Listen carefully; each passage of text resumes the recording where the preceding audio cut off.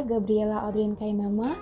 Pada kesempatan kali ini, saya akan menjelaskan intercultural communication atau komunikasi antar budaya. Yang pertama, pengertian komunikasi antar budaya.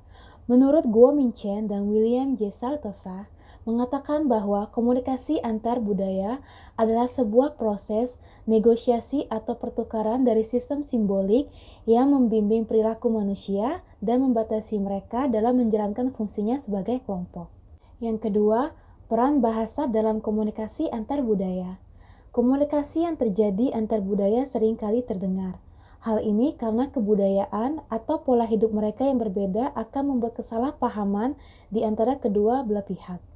Sehingga perlu adanya sesuatu yang dapat menurunkan tingkat kesalahpahaman di antara kedua individu agar tidak jadi pertikaian. Hal ini dapat ditemukan pada bahasa baik verbal maupun nonverbal.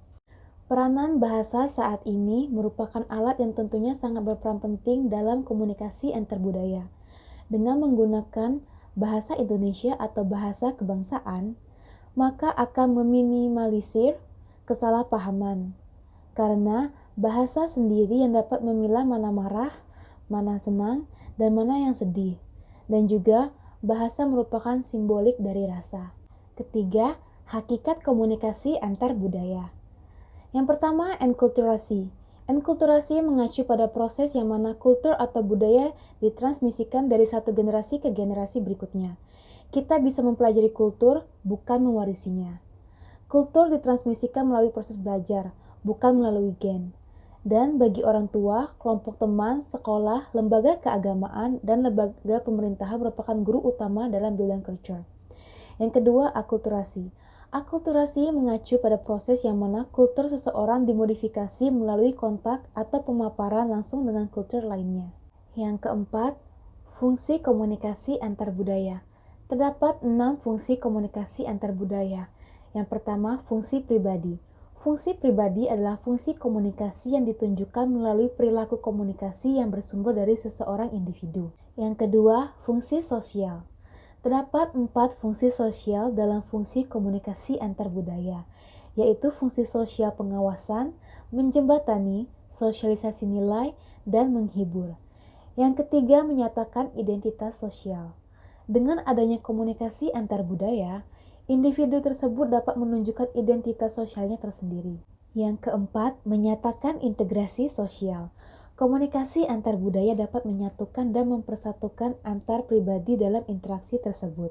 Yang kelima, menambah pengetahuan. Komunikasi antar budaya dapat memberikan wawasan yang baru, bahkan wawasan yang belum pernah diketahui oleh individu tersebut. Dan yang terakhir, hubungan interaksi. Selain hal di atas, komunikasi antar budaya juga dapat menciptakan hubungan yang komplementer serta hubungan yang selaras. Yang kelima, prinsip komunikasi antar budaya.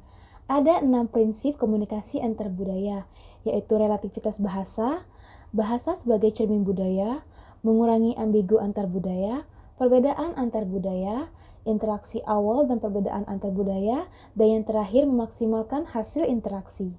Yang keenam, bentuk komunikasi antar budaya. Terdapat 3 macam bentuk komunikasi antar budaya. Yang pertama yaitu komunikasi internasional. Pada bentuk komunikasi ini cenderung berkaitan dengan kepentingan suatu negara dengan negara lainnya yang meliputi permasalahan ekonomi, politik, pertahanan, dan lainnya. Yang kedua, komunikasi antaras. Bentuk komunikasi ini memiliki ciri utama, yaitu komunikan dan komunikator berasal dari ras yang berbeda. Dan yang ketiga, komunikasi antar etnis. Kelompok etnik adalah kelompok orang yang ditandai dengan bahasa dan asal-usul yang sama. Yang ketujuh, faktor terjadinya komunikasi antar budaya. Ada 4 faktor terjadinya komunikasi antar budaya, yaitu mobilitas, ekonomi, imigrasi, dan juga politik. Selanjutnya, manfaat mempelajari komunikasi antar budaya. Dengan mempelajari komunikasi antar budaya, maka kita akan mendapatkan manfaat dalam berkomunikasi, seperti halnya ketika bertemu dengan orang yang pola hidup berbeda dengan kita. Hal ini agar tidak terjadi kesalahpahaman bahkan pertikaian ketika berkomunikasi dengan orang tersebut. Kemudian manfaat lainnya yang bisa kita dapatkan adalah di saat posisi kita sebagai orang ketiga, yang mana kita melihat kedua orang sedang bertikai karena komunikasi mereka saling salah paham. maka di saat itulah kita bisa menjadi jembatan di antara keduanya sampai kesalahpahaman itu selesai. Dan yang terakhir, contoh komunikasi antar budaya. Yang pertama, pertemuan bisnis antar negara. Hal ini bisa terjadi ketika pembisnis dari negara satu bertemu dengan pembisnis dari negara lainnya. Yang kedua, pertukaran pelajar internasional. Hal ini terjadi ketika pelajar dari negara satu akan menempuh pendidikan di negara lainnya.